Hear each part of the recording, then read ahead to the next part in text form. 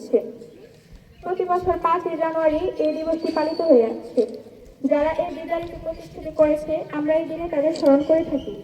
তাদের মধ্যে অনেকেই বেঁচে আছে, আবার অনেকেই বেঁচে নেই। যারা বেঁচে নেই তাদের মধ্যে রয়েছে মরহুম আব্দুল সালাম মাস্টার সাহেব, মরহুম হাজী আব্দুল গফুর, মরহুম আমির হামজা মেম্বার সাহেব, মরহুম ইয়াকুব আলী সরকার, মরহুম সেকান্দর আলী সাহেব, মরহুম গোলাম হোসেন। আমি তাদের অবদানে কৃতজ্ঞতা প্রকাশ করছি এবং তাদের রুহের আত্মার মাগফিরাত কামনা করছি। যে সকল শিক্ষক মন্ডলী ও এলাকাবাসী এই বিদ্যালয়ের জন্য শ্রম দিয়েছেন তাদেরকে আমাদের পক্ষ থেকে অত্যন্ত ধন্যবাদ জানাচ্ছি। এই বিদ্যালয়টি হওয়ার ফলে এলাকাবাসী অনেক ধন্য হয়েছে।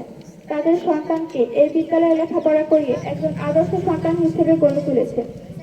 এত সুন্দর বিদ্যালয় থাকা সত্ত্বেও অনেক অনেক ছেলে মেয়ে পাইলট, গার্ড, শুভকরণে চলে যায়। আমরা তাদের সাথে আলোচনা করে দেখি তাদের মাসে খরচ হয় 5 থেকে 6 হাজার টাকা, আর আমাদের বছরে খরচ হয় সর্বোচ্চ 2 হাজার টাকা। তারপরে তাদের চেয়ে আমাদের লেখাপড়ার মান বেশি। আমরা চ্যালেঞ্জ করে বলতে পারি অন্যান্য স্কুলের শিক্ষকদের চেয়ে আমাদের শিক্ষক মহোদয় অনেক দক্ষ, বিজ্ঞ, অভিজ্ঞ ও মেধাবী। এই বিদ্যালয়ে কোনো কিছু ঘাটতি নেই বললেই চলে, যেমন সায়েন্স, আর্টস, কমার্স এসব পরিপূর্ণ। আমাদের যে অনেক পুরাতন স্কুল আছে কিন্তু তারা ভবন পায়নি, কিন্তু আমরা ভবন পেয়েছি। কেন পেলাম?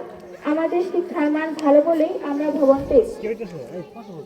আমাদের বিদ্যালয়ের কোনো শিক্ষকই অলস নেই, মনোযোগ সহকারে ওনারা আমাদের পাঠদান করে।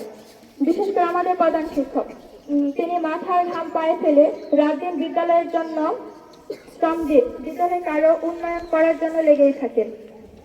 এখানে সুন্দর পরিবেশে পড়ালেখা করতে পেরে আমরা খুব ধন্য।